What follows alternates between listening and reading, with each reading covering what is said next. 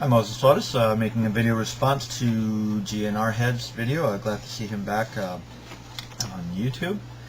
Let me start off by saying, first of all, that, with the whole quote that that there was no infallible canon, etc., up until Jerome, and that the fathers followed the opinion of Jerome up until Trent.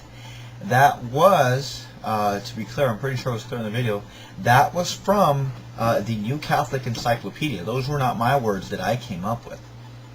Those were read straight from the New Catholic Encyclopedia under the section Canon that is available at newadvent.org for public viewing. And of course, if you happen to have the set of the New Catholic Encyclopedia, you can read that for yourself. I'll read it here in quote. St. Jerome distinguished between canonical books and ecclesiastical books. The latter, he judged, were circulated by the Church as good spiritual reading, but were not recognized as authoritative scripture. The situation remained unclear in the ensuing centuries. For example, John of Damascus, Gregory the Great, Walafrid, Nicholas of Lyra, and Tostado continued to doubt the canonicity of the Deuterocanonicals. There's some fathers right there, a pope even. According to Catholic doctrine, the proximate criterion of the biblical canon is the infallible decision of the Church. This decision was not given until rather late in the history of the Church at the Council of Trent. The Council of Trent definitively settled the matter of the Old Testament canon. That this had not been done previously is apparent from the uncertainty that persisted up to the time of Trent. Again, that's from the New Catholic Encyclopedia. That's not something that I made up. That's what Catholics, very, I imagine learned and scholarly Catholic theologians and historians are saying about their own formation of the canon. I also read from the Canons and Decrees of the Council of Trent, which it explicitly did say down on the bottom in the footnote that the first infallible definition of the canon was not given until Trent.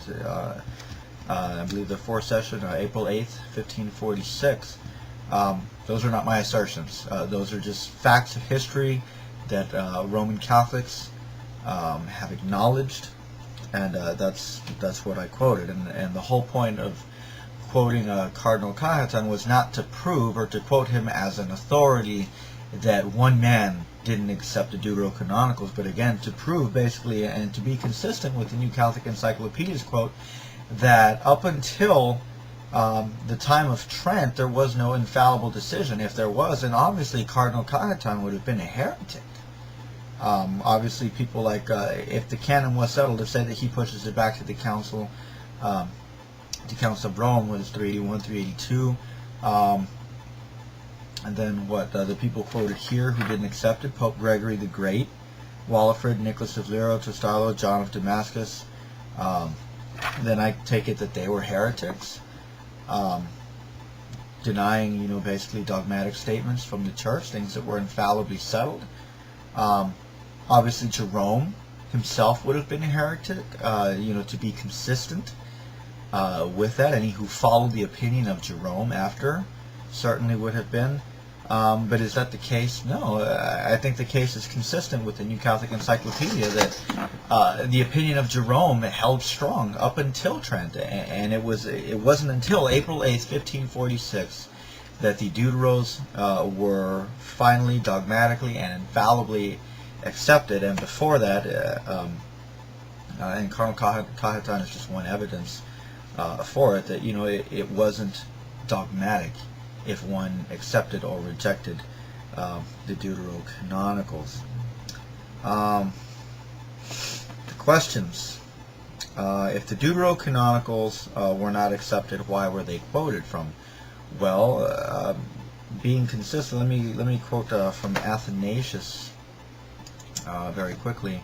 Athanasius' 39th Festal Letter. This came out in 367. I wish I could read this whole thing, but you can obviously look it up for yourself. He's writing here about fabricated books, things that the Gnostics more than likely would have been producing at that time. He says this, but since we have made mention of heretics as dead, but of ourselves as possessing the divine scriptures for salvation, and since I fear, lest as Paul wrote to the Corinthians, some few of the simple should be beguiled for their simplicity and purity by the subtlety of certain men, and should henceforth read other books, those called apocryphal, led astray by the similarity of their names with the true books, I beseech you to bear patiently, if I also write by way of remembrance of matters which you were acquainted, influenced by the need and advantage of the church. That was section 2. Let me start in section 4 of that 39th Festal letter. He says, there are then of the Old Testament 22 books in number. Now we know what the number 22 corresponds to, the Jewish canon of Scripture. Okay, I'll note one exception that Athanasius does here. He says, for as I have heard it, it is handed down, it is traditioned down, that this is the number of the letters among the Hebrews, their respective order and names being as follows. The first is Genesis, then Exodus, next Leviticus, after that Numbers, and then Deuteronomy. Following these, there is Joshua, the son of Nun, then Judges, then Ruth, and again after these 4 books of Kings, the first and second being reckoned as one book, and so likewise the third and fourth as one book.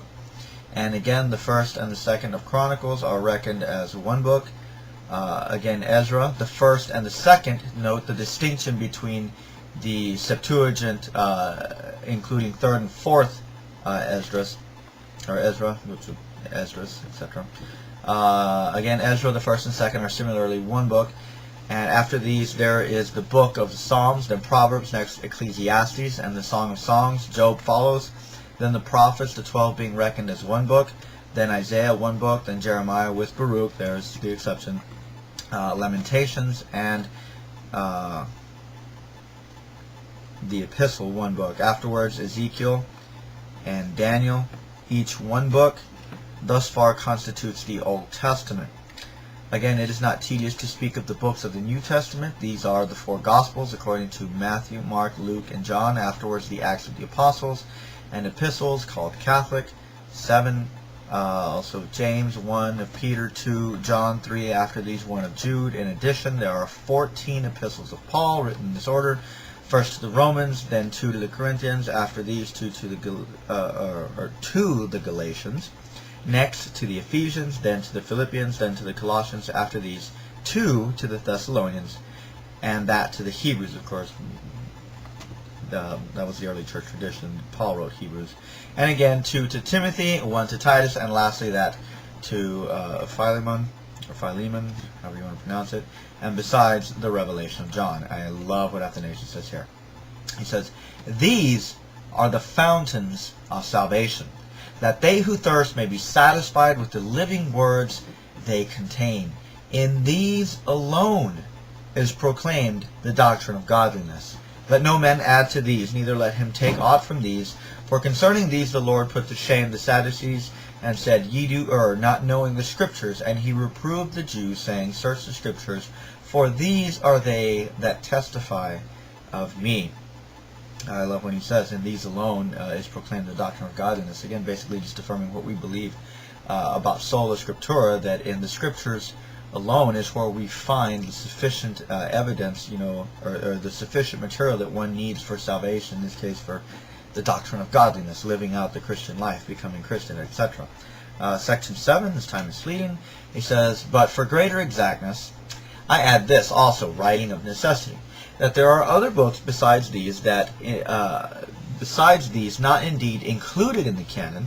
Okay, they're not indeed included in the canon, but appointed by the fathers to be read by those who newly join us, and who wish for instruction in the word of godliness. The wisdom of Solomon, the wisdom of Sirach, and Esther, and Judith, and Tobit, and that which is called the teaching of the apostles, and the shepherd, the Didache is the teaching.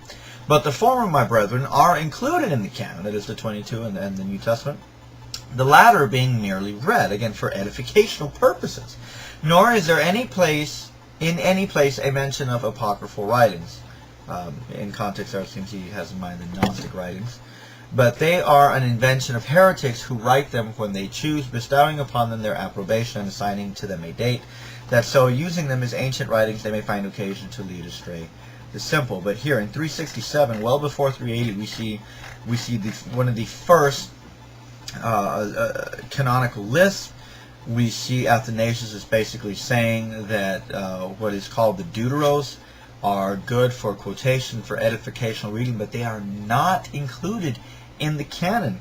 So it makes sense. Why are they quoted from? Well, because they still had some benefit. It would be like me quoting Scripture and quoting Calvin, or me like quoting Scripture and quoting Augustine. Okay, Scripture has the higher authority, but I can still use these other derivative authorities to make my point. Last question. One father who rejected the deuteros as part of the canon, Athanasius. There, Jerome, and obviously the other ones that were quoted by the New Catholic Encyclopedia. So there is my response. Thank you.